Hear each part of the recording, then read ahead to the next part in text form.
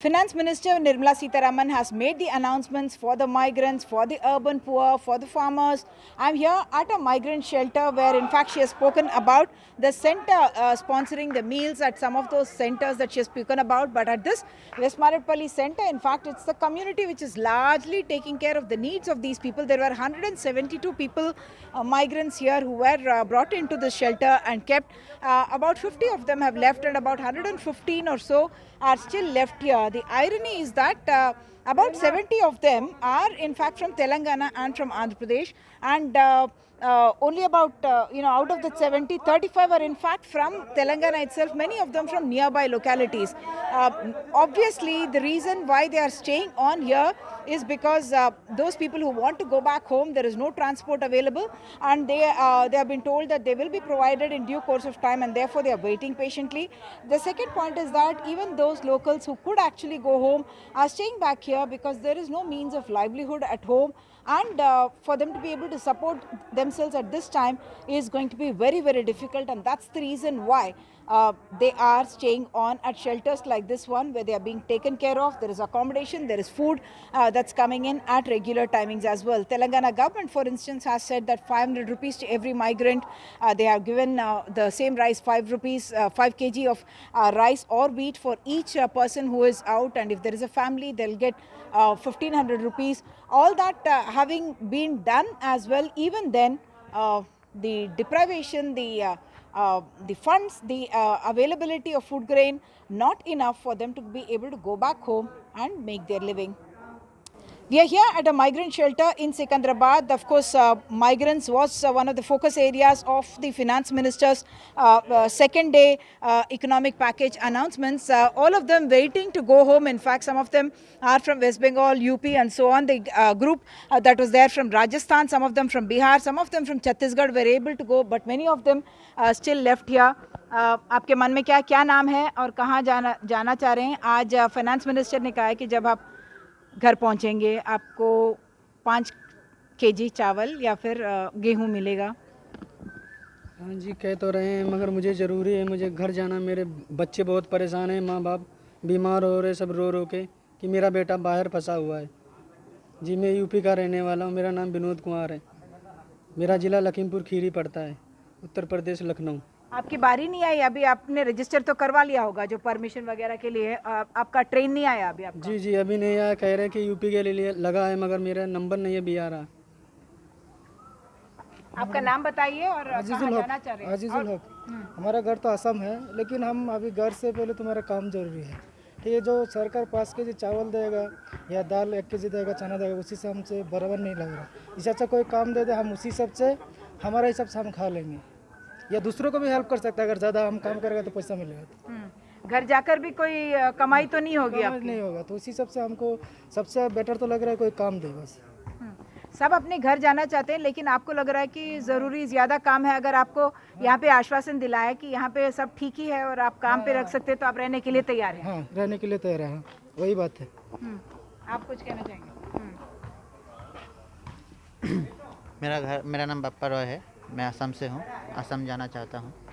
सबकी बारी आ गई, लेकिन असम की बारी अभी तक नहीं आई। स्टेट गवर्नमेंट सो रहा है शायद। असम स्टेट गवर्नमेंट असम इस वालों के लिए नहीं सोच रहा है, इसलिए स्टेट गवर्नमेंट को हम रिक्वेस्ट करना चाहते हैं। बहुत असम के लोग फंसे हुए हैं, उनको ले जाए अपने घर। बहुत टेंशन में है, फैमिली से बिछड़ गए हैं। ये घर जाकर भी फिर मुश्किल है ना, अभी कमाई करना वगैरह। आपके मन में क्या है उसके बारे में बात करना चाहेंगे? यहाँ रहना चाहता हूँ। मेरा नाम अजीज है, मैं बिहार के रहने वाला हूँ। मैं यहाँ काम के चक्कर में बहुत घूमा, 2-3 दिन इधर उधर भी परेशान हुआ। कंक्रीट का काम भी मिला, उधर का कॉन्ट्रैक्टर बोल रहा है जो मैं थाना में जाके लिख के नहीं दूंगा, तो इधर से ये लोग छोड़ेंगे नहीं। पुलिस वाला का कहना है वो जब तक रिस्क नहीं लेंगे तब तक मैं तुमको छोड़ नहीं सकता है। मायूस होकर यहाँ रहना पड़ता है, लेकिन मैं काम करना। तो आप यहाँ रह के काम करना चाहते हैं? जी, काम करना चाहता हूँ। क्योंकि जल्दी नहीं है घर जाने की, क्योंकि पहले कमाई इम्पोर्टेंट है। घर में कौन कौन है आपके? माँ है, पिताजी हैं, 2 बच्चे हैं, पत्नी है, सब है, लेकिन इम्पोर्टेंट पैसा है। पैसा नहीं रहने, वहाँ जाने के बाद भी कष्ट है। पैसा चाहिए, वहाँ पे काम नहीं मिलता?